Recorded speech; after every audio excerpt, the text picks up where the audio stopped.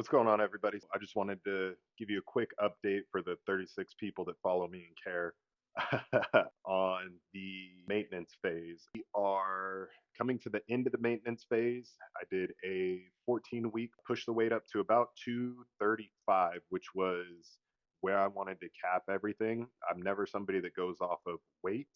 I think that the look and performance in the gym are the most important factors. As those were climbing, weight was too. I started out around 228, so about 10 pounds. Right now that I'm in the maintenance phase, this is week 9. We're going to ride this for 3 or 4 more weeks. Weight staying right around 228, reintroduce cardio. I pulled cardio mainly, it just allowed for a little bit better rest. I could put more energy into the gym. And then I was also becoming very efficient. I went from 30-minute walks at an incline to get into that zone 2. And I was becoming so efficient that my heart rate was 115 and then 110. And then I had to use a weighted vest. And then I had to add more weight to the weighted vest. And it just became this really long, drawn out process, which isn't bad. It just wasn't conducive for where I wanted to be. So I pulled it out for about a month. And then from that point, slowly started reintroducing it. Right now, I am 5 days, 20 minutes a week, and then 2 days, 30 minutes. And that's been really beneficial without really making much changes to the diet. Weights drop back around 227. Size is holding really well. Conditioning is holding really well. And I'm just at that point now where I'm ready to start slowly adding food in. But one of the biggest changes that I've made over these last few weeks was paring my meals from 5 or 6 down to 3. So I've been doing some research into the OMAD or 1 meal a day diet, but without using it for caloric restriction. Usually, when people are doing the OMAD diet, it's to fast for pretty much 23 hours and then have a window where they're consuming all of their calories in one meal. Right now, my caloric intake on my maintenance, it's more of a recomp, being that we're still gaining strength in the gym. Food is still fairly high, and I'm just slowly leaning out over time, which is exactly what I wanted, going back into the push phase. But with where everything's at, trying to do 2,200 calories in one meal using just whole food options did not sound too appealing. So my thought was split it into 3. It's been working really well, I have to say. So to touch on the study from the OMAD diet that I was reading, and I'll see if I can refine that study and I'll post it so you guys can see. But it basically talked about participants that were part of this study did the OMAD diet without calorically restricting, so taking their same amount of calories, just moving it into one. They saw better digestion, blood markers improved for LDL and HDL. They saw better benefits in the gym, and there was one other thing. And so it got me to think that this might be a good opportunity to try this for myself to see if it's something that could be beneficial for my clients down the future or down the road. I'm somebody that always tries to find the newest things, see if they work for myself, and then test a sample group. Or obviously, I talk to my clients first and say, hey, what do you think about trying this out for a few weeks? And see if they see similar results to what I saw or if it was a one off. I try to keep the variables the same, but with all that being said, reining it back in, I've been eating 3 meals a day for the last 3 weeks. And I can honestly say I've seen some very big benefits. My appetite is generally very high, and this keeps it sustained all day because my meals are 1.5 or 2 times the size they would normally be. I don't find myself getting hungry um, half to an hour after eating. I'm content. I'm stuffed. I feel like I could still eat more, but again, that's just due to the high appetite. But I'm content due to the size of the food, consuming roughly 80 grams of protein per meal. I'm satiated for hours. Usually eat about every 4.5 to 5 hours. And by the fifth hour, I'm to the point where I feel like I could eat again. So it's been very beneficial. I could see this coming in really handy on even more of a cut by consuming larger meals. I'm less food focused. I'm more focused on what I'm doing at the task at hand. And I've also found that my blood sugar stays more stable because I don't have as many peaks and valleys from eating every 2.5 to 3 hours. So right now, with where my carbs are at, I'm doing 4 low days on training, which I've just started playing around with this a little bit too to see if there's any added benefit.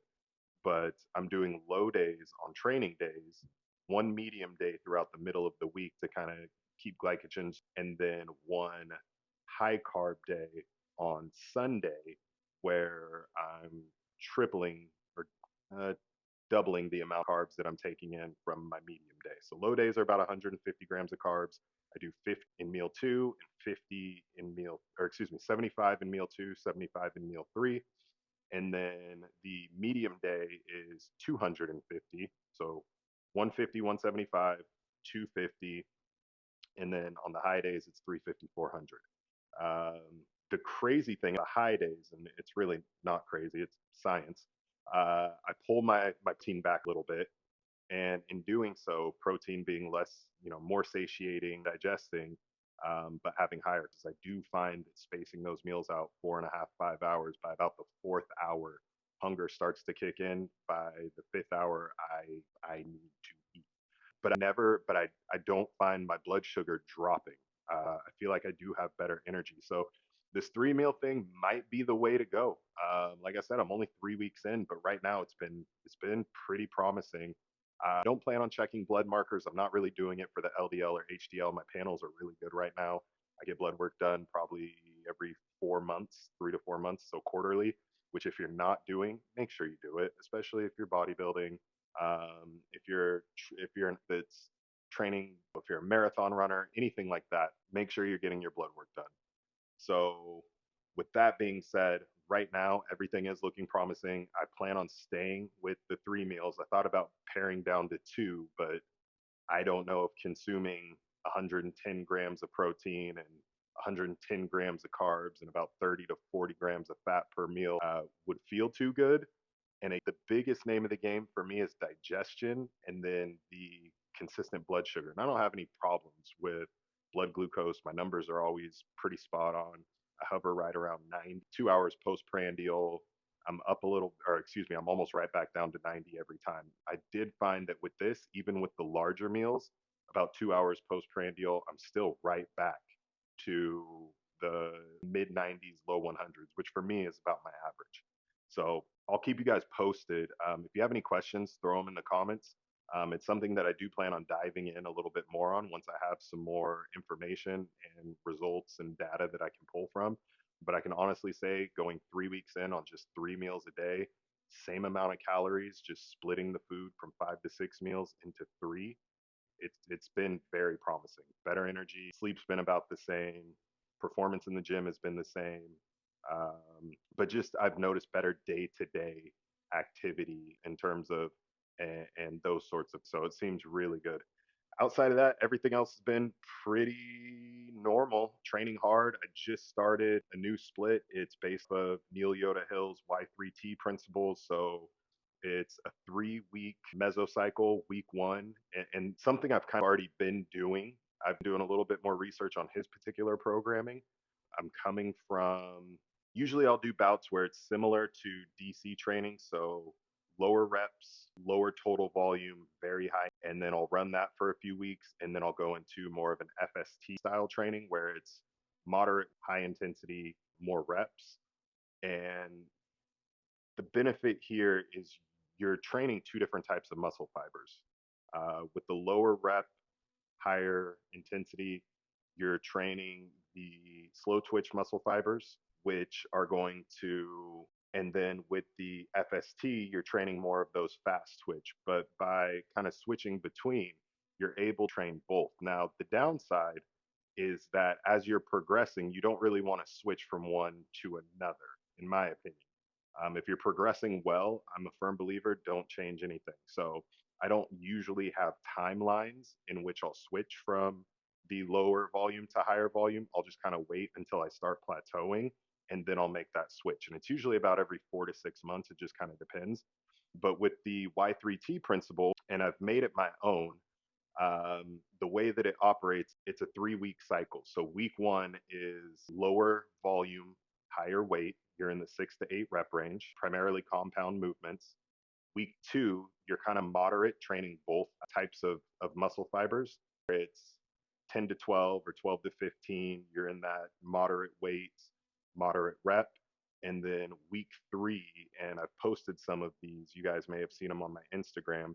You're in the higher rep, lower weight, and this becomes less compound movement and more hypertrophy. And when I say higher rep range, it's 20 to 25, sometimes 30 reps with a drop of the matching amount of reps. So it looks something like 25 reps on a lateral raise with a drop doing another 25 reps. I'm pretty sure I met Jesus on one of those occasions. But that's kind of where everything's at. I'll expand on a lot of this as I go. Right now, it's just kind of feeling it out, seeing how my body is changing or reacting to it. I'm really excited to take all of this and start slowly increasing food. The plan is mid September, start increasing food, continue to do this training and see what happens. I'm modifying it a little different just based off of my split. I'll go more into detail on that on the next video, but just wanted to jump on and kind of share a little bit things have been, what I'm doing coming out of the bulk phase. I know a lot of people said they were interested to hear in the maintenance phase. For a while in the maintenance phase, I was just plugging along, still continuing to try and gain strength. I would have a couple of days where I was in a slight deficit, and then a couple of days where I was right at maintenance. And so I've been dropping about a half pound to maybe a pound a week, but the goal is to get no lower than 225.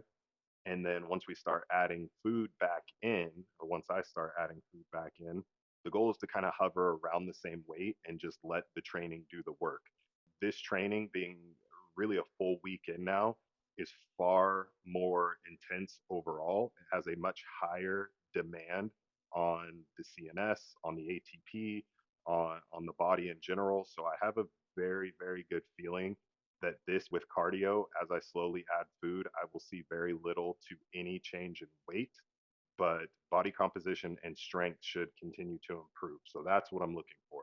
And then also, if there's anything else you guys want me to cover, my plan is to jump on here at least once a week, maybe do a Q&A. I'll still be doing everything with Tommy.